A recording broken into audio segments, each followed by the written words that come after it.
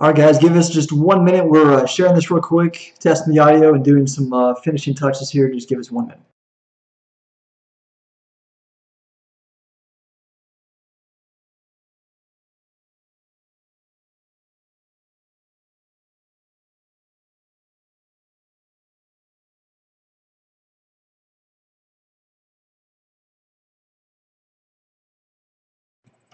Test the audio. 1, 2, 3.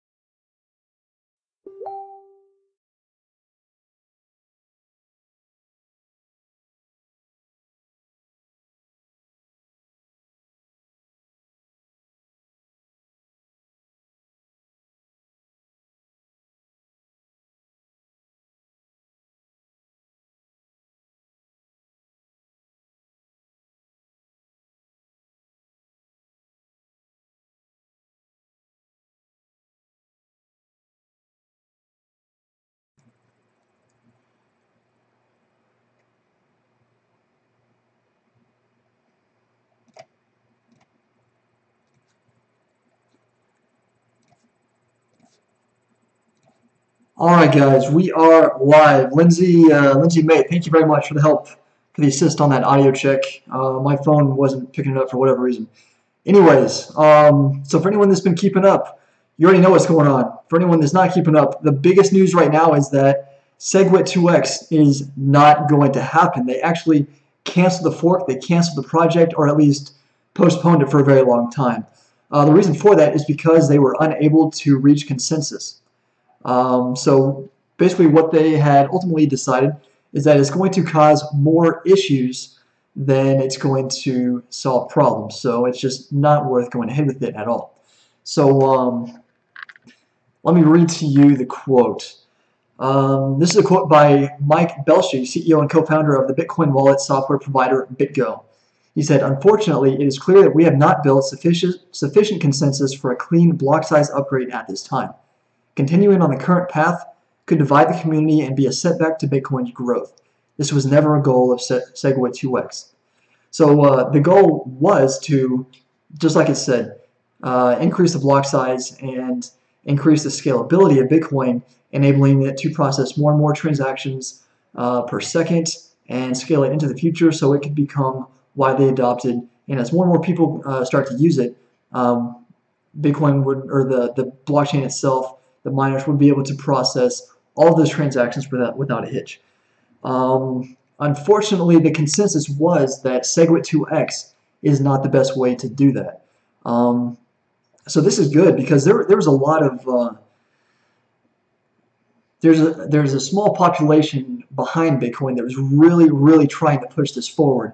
But it's good that the community itself was able to basically speak out and say, no, this is not what we want. This is not what is best for Bitcoin. This is not what Satoshi Nakamoto would have wanted, and we need to find a different way to scale Bitcoin. So that's what we're looking at right now. Let's see, what was I going to talk about here? Oh yeah, so if you'll remember, Charlie Lee and Roger Ver made a bet. It was a $4.3 million bet at the time, based on the current price of Bitcoin at the time. Charlie Lee said he wanted to do a public one-to-one trade, trading Segwit2x Bitcoin for non-Segwit2x Bitcoin, 250 Bitcoin. So obviously this was a huge gamble at the time, even more so now since the price of Bitcoin has skyrocketed like crazy. So I'm curious what's going to happen, like if the bet is just completely nullified since the hard fork is not even happening. And I mean, that would probably be the safest way to play it. I'm assuming that's what's going to happen. But I'm sure we'll see some news on this. Actually, you know what? I should probably check Charlie Lee's Twitter. He may have already tweeted about it. I don't even know. But definitely worth looking into. So let's check out the futures here before we go into the live prices.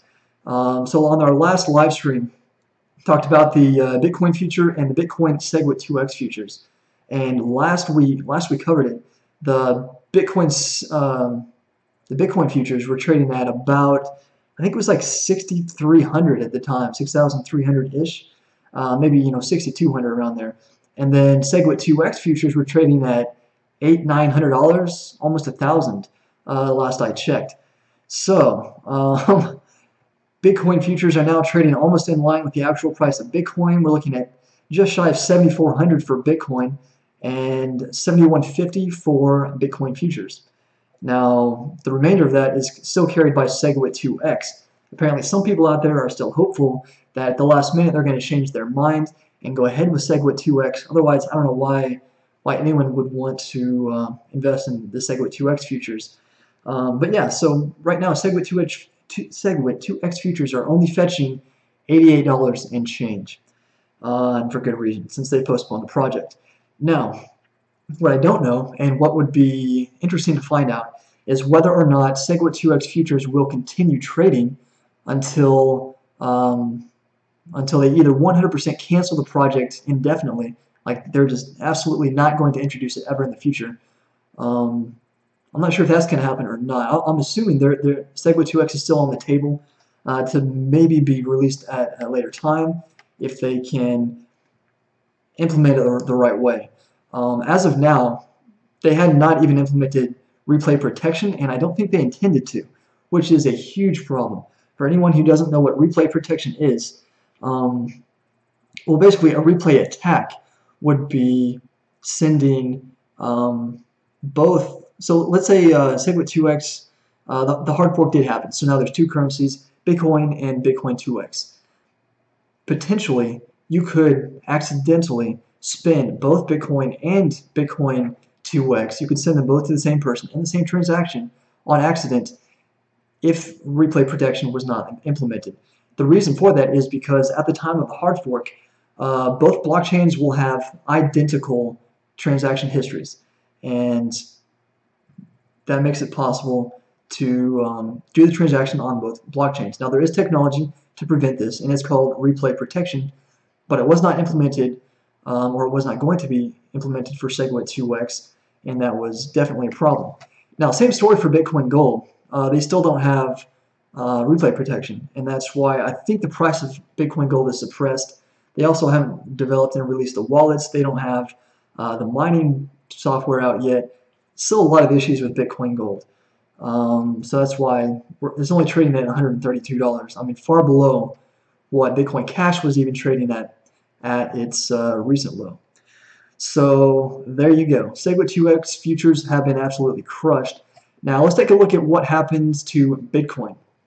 This is we're looking at the 1 hour. These are all 1 hour candles compiled over the course of like 2 or 3 weeks, right? So this is what happened as soon as the announcement was made that Segwit2x would be aborted. The price dropped from almost $7,900. That is a new intraday high, a new all-time high for Bitcoin, which is absolutely crazy. But it dropped from that figure almost all the way down to 7,000. We're under $7,100. So I mean, that is a massive, massive drop. Some very ominous candles there over the course of, looks like it happened over about 2 hours. Now, fortunately for anyone out there holding Bitcoin, Bitcoin has proven to be very, very resilient. It did bounce off of 7,000. 7,000 is holding very, very firm throughout all these pullbacks. We had a double base right there, and that's when we made the all-time high. And now we're sitting at about 74, just over $7,400. So we're still poised pretty confidently near the all-time high, and I'm curious to see what's going to happen as we move forward. So in the last live stream, we talked about what the ramifications would be following the hard fork, assuming that that the community was going to move forward with it. That didn't happen, but if it at the time we assumed that it was going to happen, and what we predicted is that altcoins would rebound vengefully, and there would be massive, double-digit percentage rebounds immediately following the hard fork, and Bitcoin would sell off. Essentially, the capital would move from Bitcoin. People are going to lock in their profits, their Bitcoin profits, and distribute them into all the other altcoins that had been suppressed for weeks on end because of the Bitcoin gold fork, followed by the Segwit2x hard fork. Now that's exactly what happens, except the catalyst was different. The catalyst ended up being the cancellation of Segwit2x instead of the implementation of it, but the result was still the same. I mean, look at this. Omisego up 15.66%, Neo up 13.7%. It was up 20% earlier. It's just been selling off in the past half hour or so. I'm very happy to see this because Neo is my #1 holding right now, which is weird. I never thought that would happen, but Neo is my largest holding. IOTA, which we talk about that in every single live stream that we do. IOTA has been one of my favorite altcoins for a very long time, and the price was very, very suppressed because of the capital distribution from the altcoins into Bitcoin, and I've named it in my top 5 altcoins for I don't know how long. Now today, what in the world? We were just up 21.7%. Now we're up 19. That was instantaneous. That's weird, but still, almost 20%. Upwards momentum for today. That is absolutely awesome. Dash up 6%. EOS up almost 24%. Ripple up 8.5%. Monero at $112 up almost 12.5%. Ethereum Classic, which ran up quite a bit over the past couple days, maybe the past week, due to South Korean speculation, it was down earlier today. Now it's up 3.5%. I'm not surprised that we're not seeing much more movement from Ethereum Classic because we've seen such a run-up in the recent past. I wouldn't expect much out of it moving forward. I think it's going to kind of settle around this point before moving much. We have Metaverse up 18%. What else? Stellar Lumens up over 7.5%.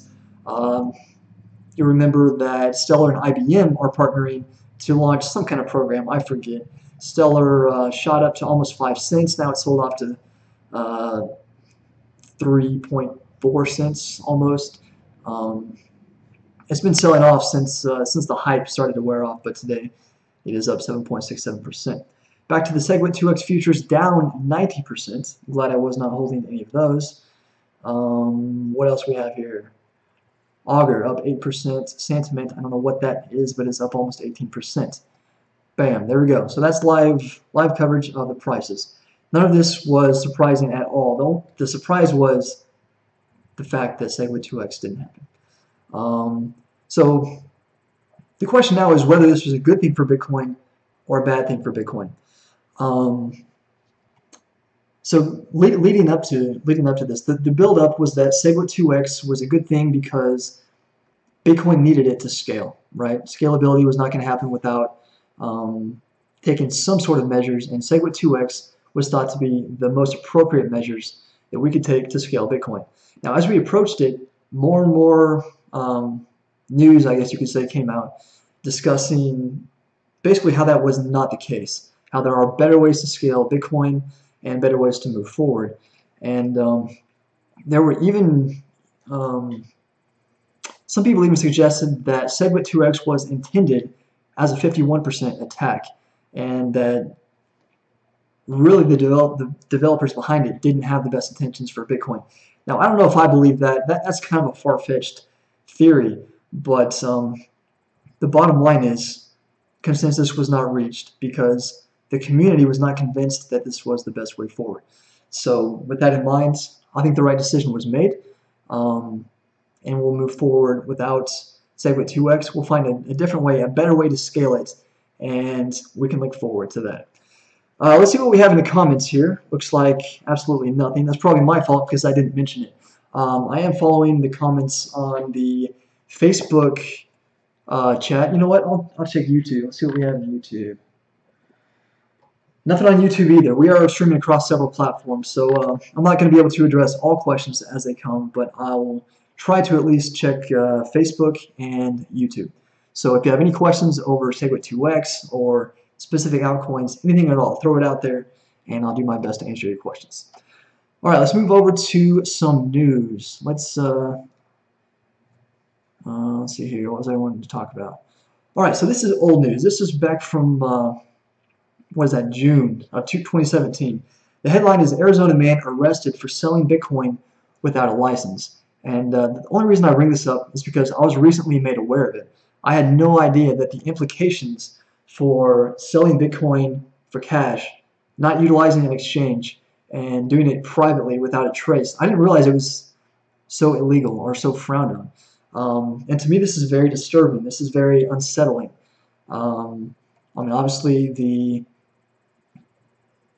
idea behind Bitcoin is that it is completely private and decentralized, and we wouldn't need exchanges. We can just conduct these transactions on our own, very cheaply and efficiently. But then comes along the government, and they're starting to basically prosecute people for doing this. So, the reason why I wanted to bring it up is just to say be careful, because until we get further guidance on Bitcoin and how it can and cannot be used globally, it's best to play it safe. So if you're going to be conducting any kind of a large Bitcoin transaction, make sure that you seek out legal guidance on that, because you don't want to end up in prison or with some sort of mark on your permanent record because you didn't understand the laws. You know what? I wasn't going to talk about this before, but I can actually recommend an attorney who specializes in cryptocurrency, particularly Bitcoin. His name is Patrick Camuso. We interviewed him recently, and we uploaded a video on our YouTube basically detailing the tax ramifications of Bitcoin and the 1032 exchange. That might not be what it's called. It's close.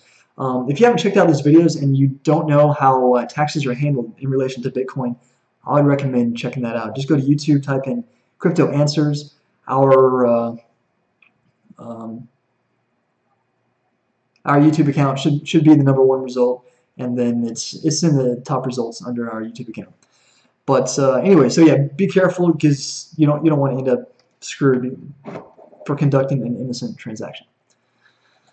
What else do we have for news? I wasn't really planning on talking. Okay, so South Korean exchange Coin1 adds Litecoin to its platform. So yesterday, if you're keeping up with the price day to day, you will have noticed that Litecoin got quite a boost. Today it's only up 1.7%, but as of yesterday we were at about $54 per Litecoin. Now we're at 62, and none of that is from today. That's all gains that we saw yesterday, and that was a result of this news right here. So Coin1 went ahead and added Litecoin to its exchange. So it represents broader adoption for Litecoin. Coinbase already carries the currency.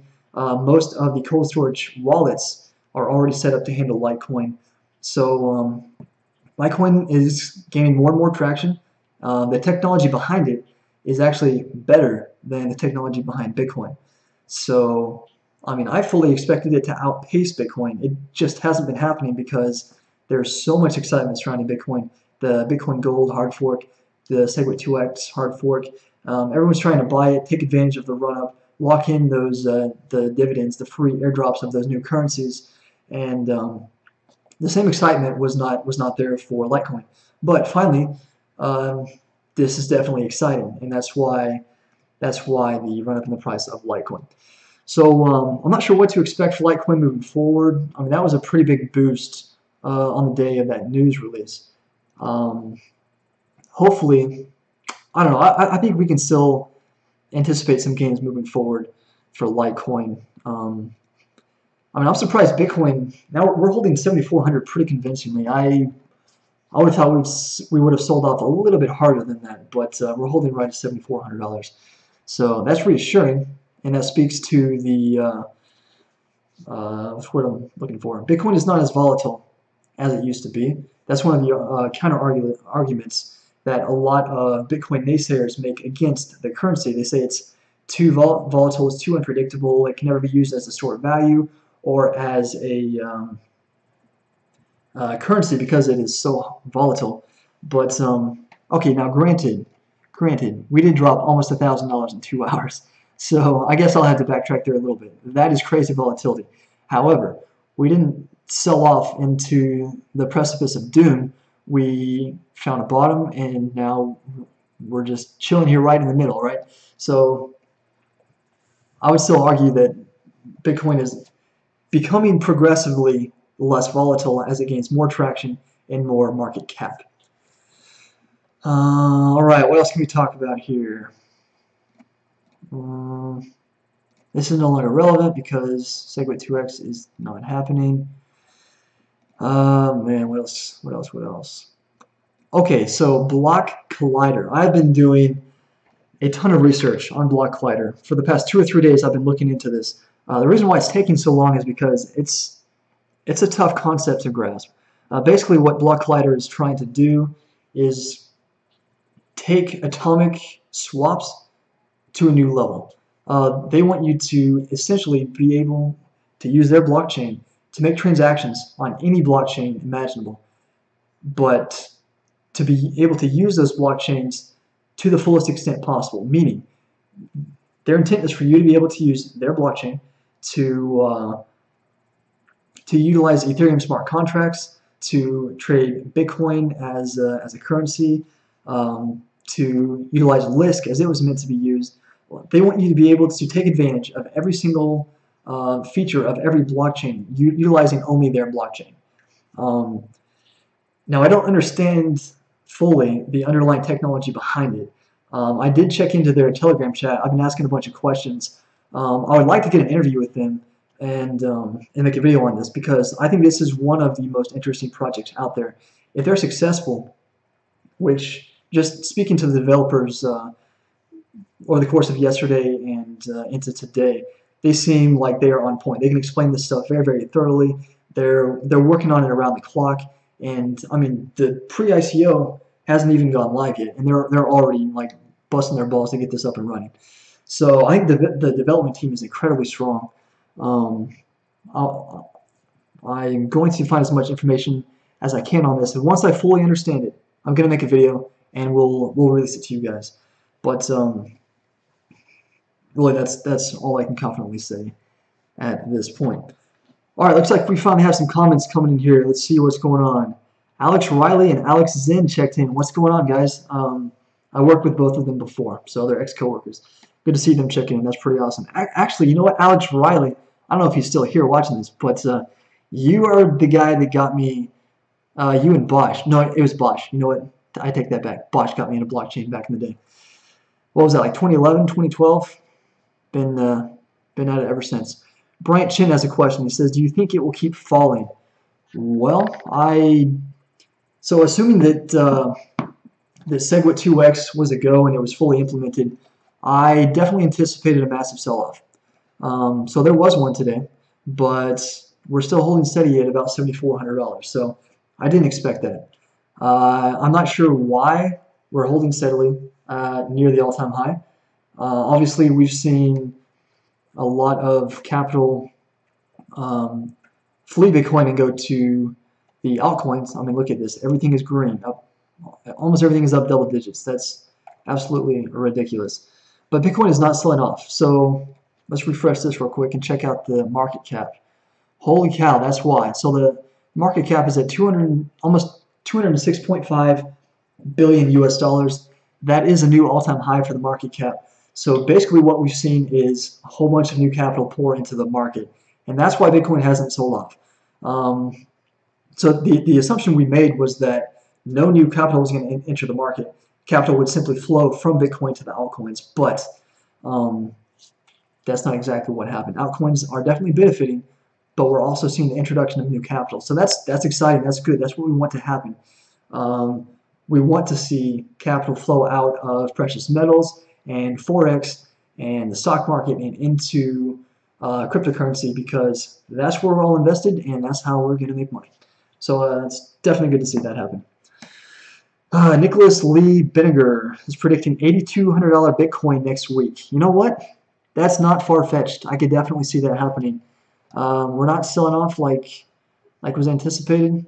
And I think there's still a whole lot of uncertainty. I mean, most of the people probably haven't even heard that Segwit2x has been postponed or canceled yet.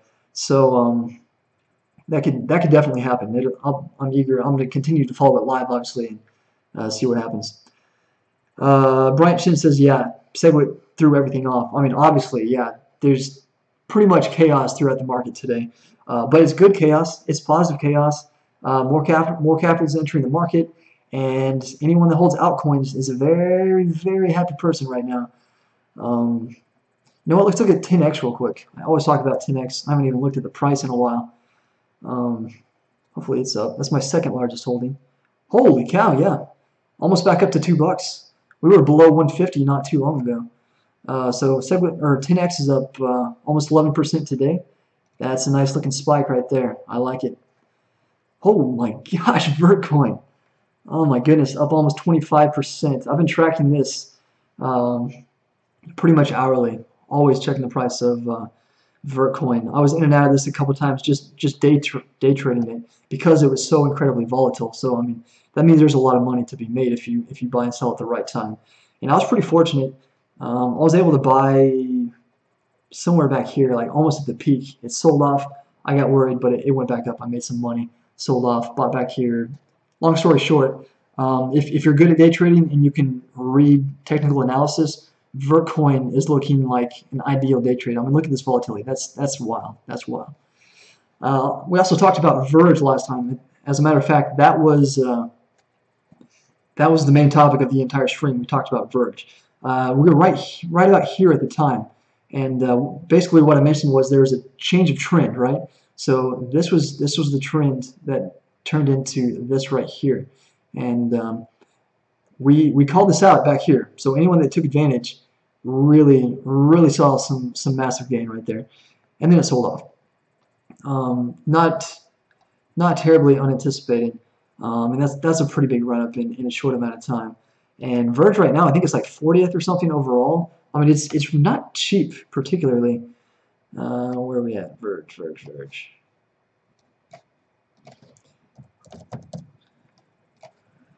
So it's number 61, ranked 61 overall. So yeah, it's not very cheap.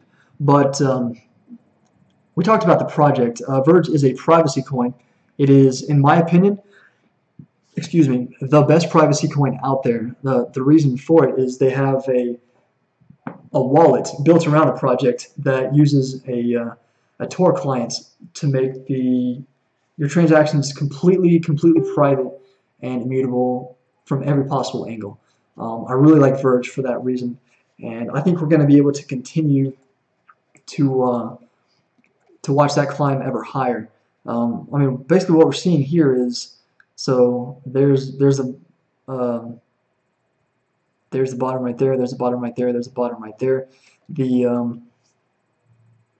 Every time it spikes up, it sells off, but it doesn't sell off as low as it was before. So like the overall trend is that it's it's going up. That's what I'm trying to say. I don't know why I sounded so retarded there, but whatever. Let's see what else we have for questions.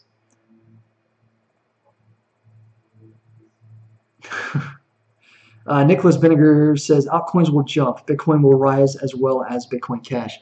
Yeah, ever since Bitcoin Cash, I don't remember if I already mentioned it in this stream or not, but I think it was Bitmain that basically set forth their opinion. They said that they look at Bitcoin Cash as the Bitcoin blockchain, as the predominant Bitcoin blockchain. As soon as they said that, the price of the Bitcoin Cash started running up. I don't know if that's sustainable. That's really just one person's opinion on the matter. Um, I don't know. I still question Bitcoin Cash. I mean, we've seen really nothing come out of the actual development side. I have no idea what they're doing to improve the project or keep pace with Bitcoin. The only reason why it's really going up right now is because of the statement released by Bitmain. So to me, that's not a reason to invest in Bitcoin Cash. Bitcoin, I continue to invest in just because everyone knows Bitcoin. There's so much excitement and news around Bitcoin that it's easy to trade the news and profit.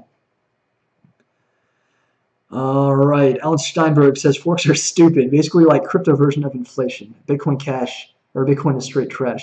Yeah, it's definitely irritating to see so many forks back to back to back to back. We had one August 1st, we had one in October, and then we almost had this one in November. So it is good to see this one averted. I mean, we already have Bitcoin 21 million, Bitcoin Cash 21 million, Bitcoin Gold 21 million. This would have made a total of 84 million circulating Bitcoin coins in the Bitcoin family. So that would put it right on par with Litecoin if that would have happened. So I mean, I'm with you. That's a lot of inflation, and I'm glad. I think it is good that we ended up aborting the project. I think the right decision was reached. Right, Nicholas Vinegar asks, what are your thoughts on Litecoin? I just moved into some. And Alan Steinberg says he thinks Litecoin is very stable. Yeah, let's go look at that. Let's see here. I'm just going to pull up the Litecoin chart here. I haven't looked at it in a while. But yes, it is very stable.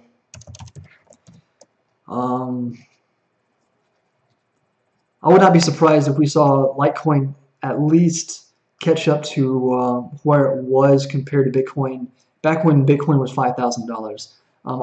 I've anticipated both Ethereum and Litecoin catching up to the relative position compared to Bitcoin for a while, and it just hasn't happened. But I mean, this news we got about Bitcoin being adopted by more exchanges yesterday, that's big news. That's awesome. I think that kind of stuff is going to continue to happen. Charlie Lee is the lead developer behind it. He's very, very active, constantly updating the community on all the stuff they're doing behind the scenes. Very active, very competent development team behind it. And like I already said, the technology behind Litecoin is better than the technology behind Bitcoin. So I wouldn't be surprised if it started making gains not only against the US dollar, but also against Bitcoin. Let's see here. I don't want to look at the 1 hour chart. Let's look at the 1 day chart. Wow, yeah, that is definitely steady. I mean, that's, aside from this blip right here, basically just straight up. So that's awesome. That's juicy. Like Litecoin for sure. I regret that I wasn't able to roll into it before the spike yesterday. I'm still trying to decide whether it's too late or not to get into it. It's pulling back. It's only up 2% today. It's now below $62. I think if it cracks below 60, it might be time to pour some capital into it. Certainly, if it gets back to where it was in the low to mid 50s, then it'll be time to get in on some Bitcoin.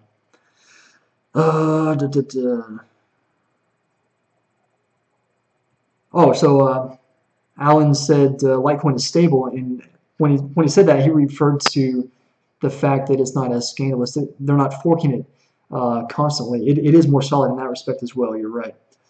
Mabasa has a question. What is the platform you are using? So this right here, the live prices, that's cryptocompare.com. If you're looking for this, that has all the indicators and stuff. If you want to try to perform some technical analysis, this is tradingview.com. This is one of the best free tools out there for being able to use some of the indicators. If you want to look at moving averages and all that stuff out there, I highly recommend TradingView. And then they have a premium version as well, which it's a lot better. It's worth the money. I don't have it as of now, but I'll probably upgrade soon. And then this, if you're referring to this is just coinmarketcap.com. I prefer CoinMarket for some things like tracking market cap and just a quick look at 7-day charts and stuff like that. But I do like CryptoCompare for the live price feature. Although CryptoCompare, it's only really useful for like the top 20 currencies, I feel like. For the other altcoins that are not traded as heavily, it seems to really lag or be inaccurate on the live price. So that's why I still use CoinMarketCap to supplement CryptoCompare. Let's see, any comments on YouTube? Nothing at all. Nothing at all. Let's see, what else can we... So we're up to 45 live viewers right now, so I'm just going to kind of go recover what we started with, and that is the topic of Segwit2x. It has officially been abandoned, at least for the time being. It's been postponed, possibly to be canceled at a later date, and the ramifications for that are massive. We saw Bitcoin sell off from almost $8,000. We almost saw that $8,000 threshold, which would have been crazy. I mean, it's crazy as it is, but then we sold off almost back down to $7,000 before finally, what's the word I'm looking for? We sailed at about $7,400. Also, the futures. We were trading Bitcoin futures and Segwit2x futures, and now the Bitcoin futures are obviously trading pretty much in line with the price of Bitcoin because there's no longer going to be a Segwit2x, and Segwit2x futures got completely pooped on. They're trading at almost $1,000 earlier, now they're at $85, so they're down 91% today. That is crazy. And we also talked about the bet that Charlie Lee and Roger Ver made. Basically, Charlie Lee said, I'll trade you 250 Segwit2x Bitcoin for 250 legacy Bitcoin after the hard fork, and one of us is going to make a lot of money. One of us is going to get screwed, but I think you're going to get screwed. And as it happens, there is no fork. So I don't think this deal is actually going to go through. I mean, that wouldn't really be fair at this point. So it would be worth checking Charlie Lee's Twitter to see what's going to happen ultimately. Brandon Aragon asked a question, what about EOS? Dang it, I did research on this the other day, but I've done so much research since, I don't even remember. I don't even remember what EOS is all about. Let me just try to pull it up real quick, see if it can jog my memory. Decentralized operating system. Yeah, I don't remember. I know it sold off consistently for like weeks and weeks and weeks, and then all of a sudden it spiked up. I don't remember why. Where are we at? It's up over 20% today. That's pretty solid. Let's check out the 1 month chart. Wow, yeah. So we sold off to less than 50 cents. Spiked up to almost $1.50, and then we are at $1.15 right now. I don't remember what the project is about or if I even liked it. I think I only did preliminary research, really.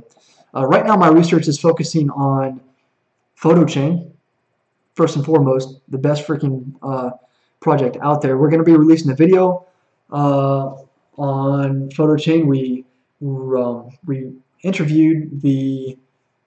Oh my gosh, why can I not think right now? We interviewed the development team, and we compiled a very informational video. We're going to be releasing that on Friday at noon.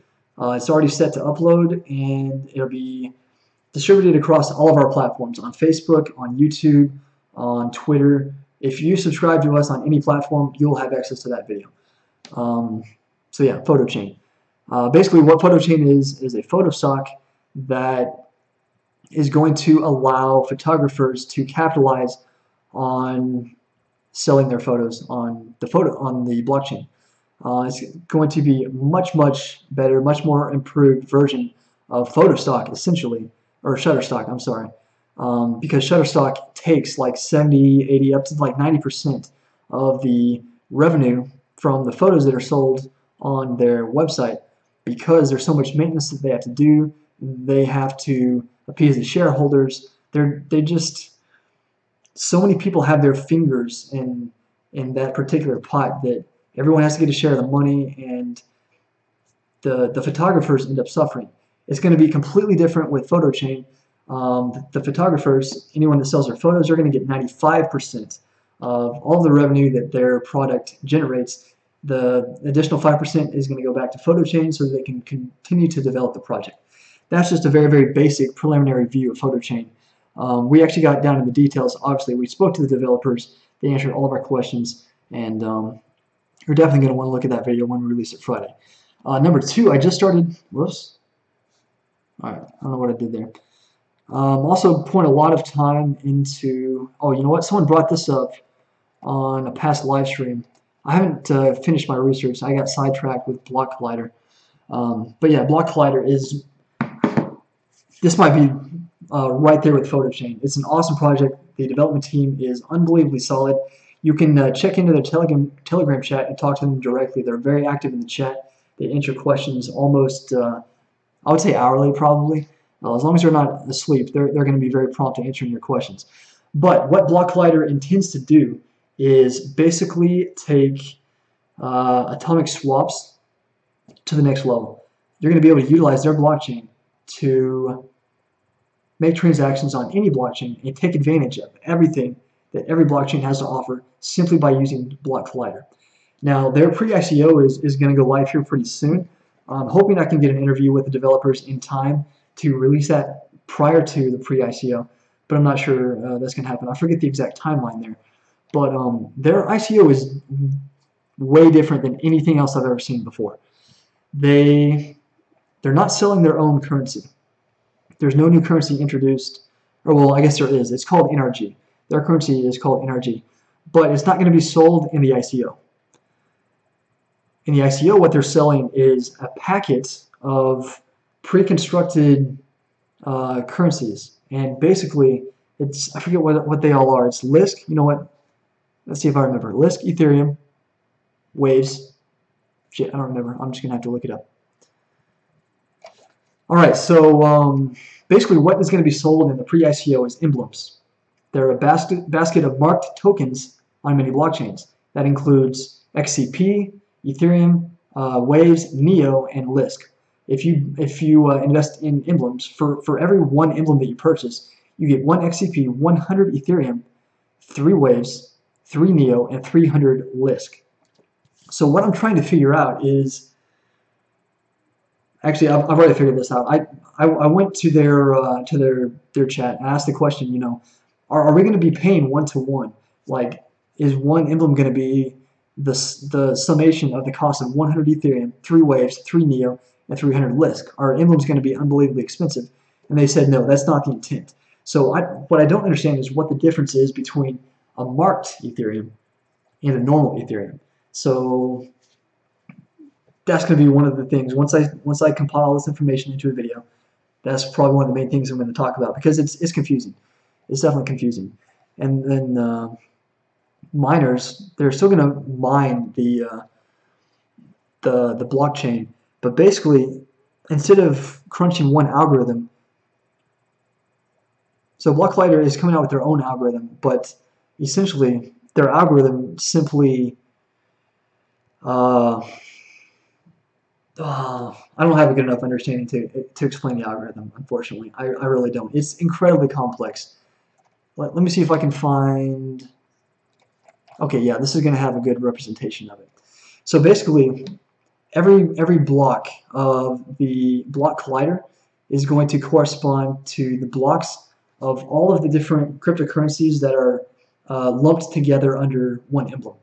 And it's going to start out with five currencies, but the people that hold the emblems can vote to either discard some of the currencies that are supported by emblem, or they can annex additional currencies.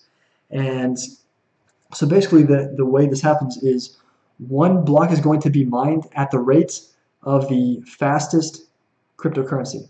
So what I'm saying is usually the currency with the least difficulty is going to fetch the lowest price, and it's going to be mined the quickest. So basically what happens is all of the blocks are based off of that currency. So in this example right here, waves is basically the limiting factor, or the factor upon which the entire collider block is based. So basically for every 3 waves blocks, there's 2 Ethereum blocks, and then, hold on, am I explaining this correctly? Alright, I need to backtrack here and study this more before I try to explain it, because it is incredibly, incredibly complex, and I do not fully understand it yet. But if you want to check it out, go to blockcollider.org. You can look that up yourself. They do have a white paper that you can read through. They have a GitHub, and then the Telegram chat where you can ask any questions. I regret that I'm not able to explain this thoroughly, but let me just tell you that it is incredibly complex. It'll blow your mind. But this is one of the best projects out there because it's going to tie together all the blockchains, and I don't think my mind can even grasp how awesome that is, but I know it's going to be big. All right, what else? What else do we have for questions? Ryan Piper checking in, says he loves the live streams. Awesome, dude. Thank you for the feedback. I definitely appreciate that. Nicholas Vinegar says, I'm stuck in about 7 million kin. I got in on the ICO. Also got back into IOTA, some news coming out.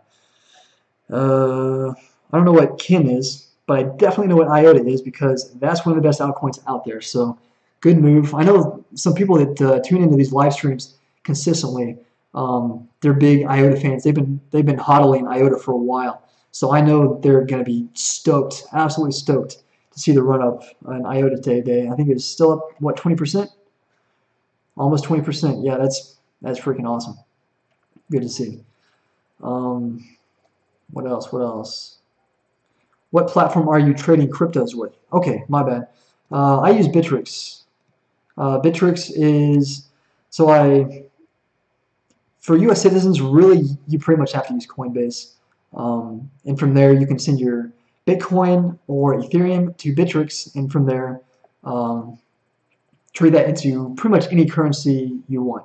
Bittrex honors hundreds and hundreds of different altcoins that you can trade with Bitcoin. But yeah, there's 3 markets. There's the Bitcoin market, there's the Ethereum market, and then there's the Tether market. So you can't send fiat currency to Bittrex. You have to send Bitcoin or Ethereum to fund your wallet.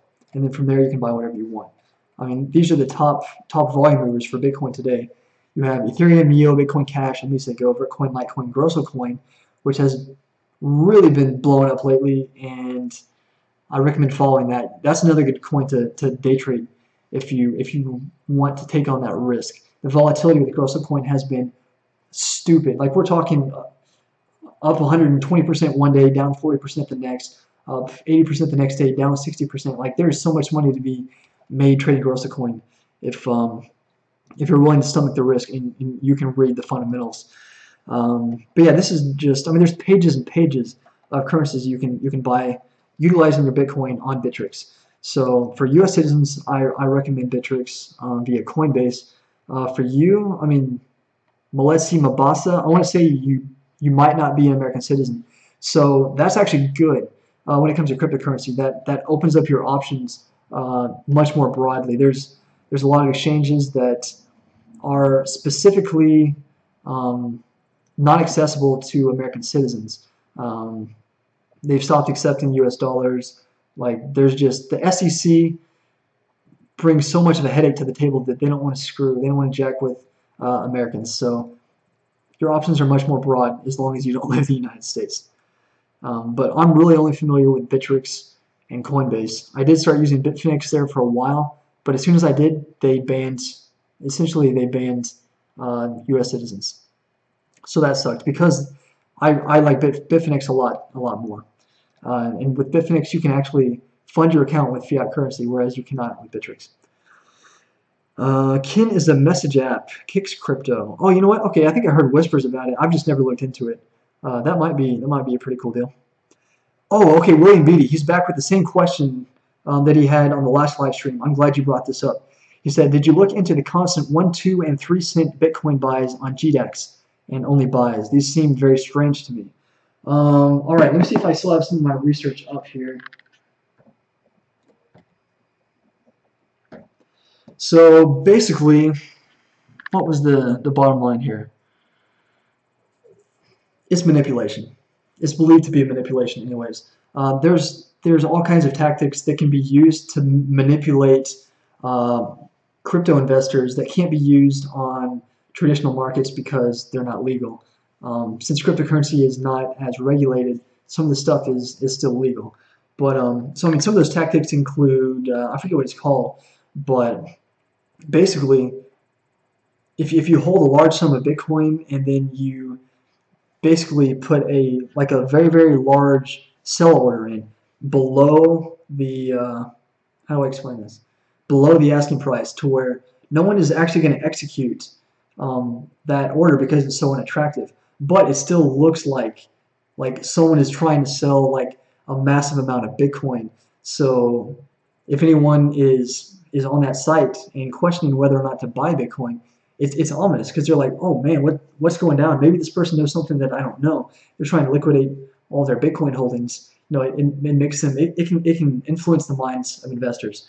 The 1 cent. Let me see here. All right, I do still have it up.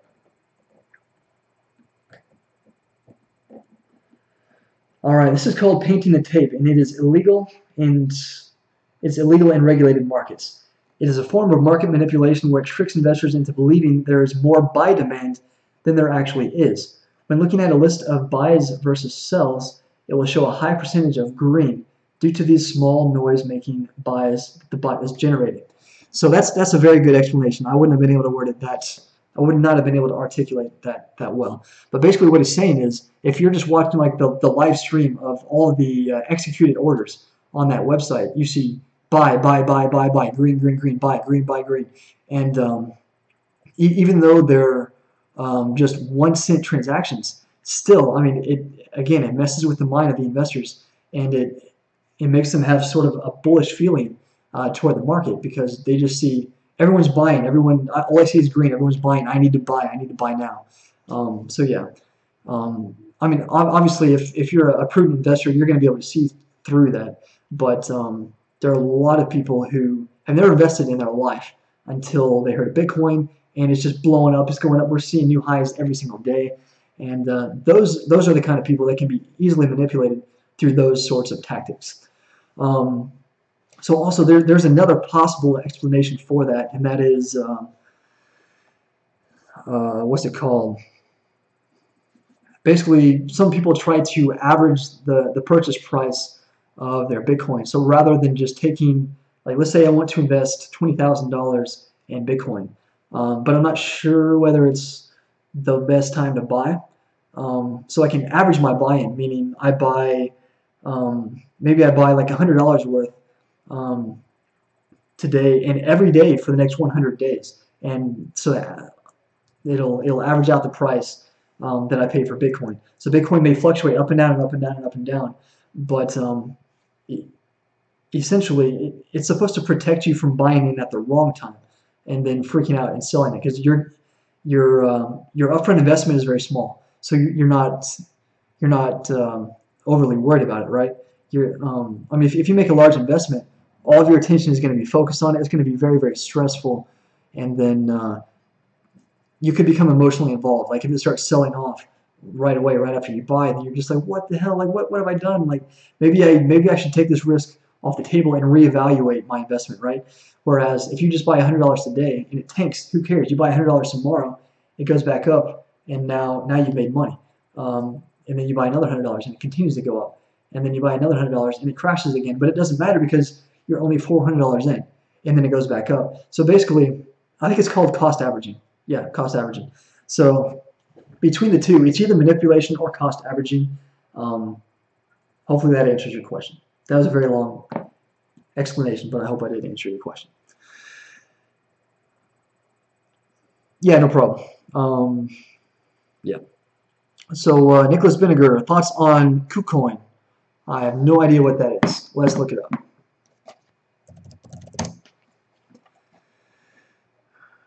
The most advanced cryptocurrency exchange to buy and sell Bitcoin, Ethereum, Litecoin, Monero, Zcash, digital note. All right, so it looks like it's supposed to be what, a decentralized exchange? I think that's what Komodo is, right? No, this is a decentralized ICO offering. Is that what this is? Forget. So there have been so many questions. I've been supposed to research them, and there's so much stuff to research. You can never get through all of it. So unfortunately, I'm a little bit backlogged on the research. But we'll add Neo, including. Okay, so that's old news. I'm surprised they haven't taken that down. Yeah, I mean, at a quick glance, it looks like a decentralized exchange, cryptocurrency exchange platform. I don't know. I don't want to do the research right here live, but that's definitely worth looking into. The only caveat I would give you is that there are a lot of these decentralized exchanges going online, so there's going to be a lot of competition. Um, I think probably the best way to play this is buy the hype, meaning um, if it hasn't already been overhyped, buy in now, but just take your profit off the table.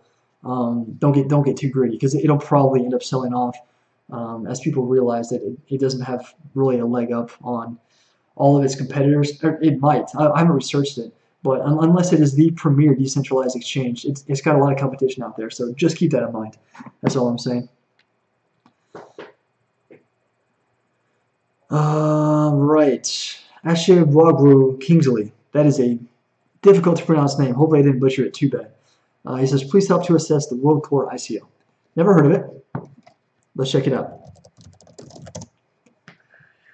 WorldCore, time for worldwide scale ICO reliable investment into well-established payment institution with 100 mil plus transaction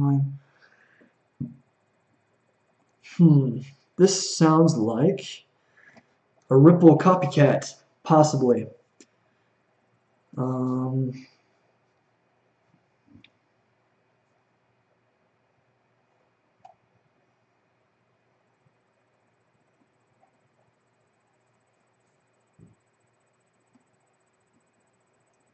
So it was launched back in 2015.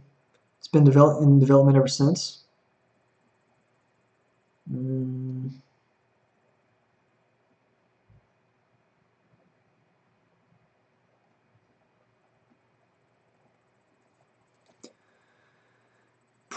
They got the prototype up and running. Shoot, I don't even know. There's going to be a lot of competition for this. One of my friends just asked me to look at something. I think it's Kasha. This sounds like the exact same thing, honestly. The next generation banking platform for the next billion.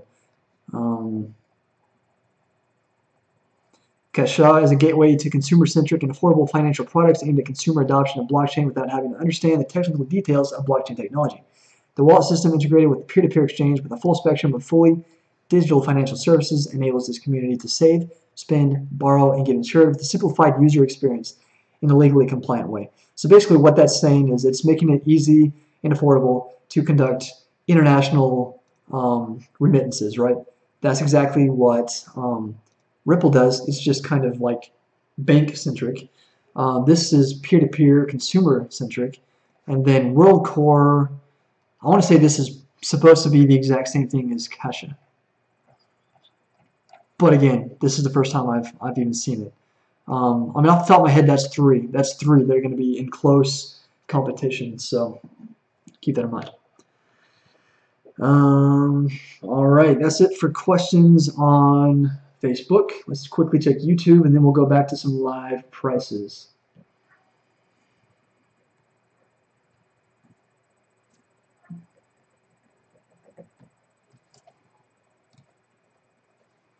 All right, so Bitcoin was starting to sell off a little bit. It did sell off just below 7,400, but now we're back above 7,430 at 4.5% today. That is awesome.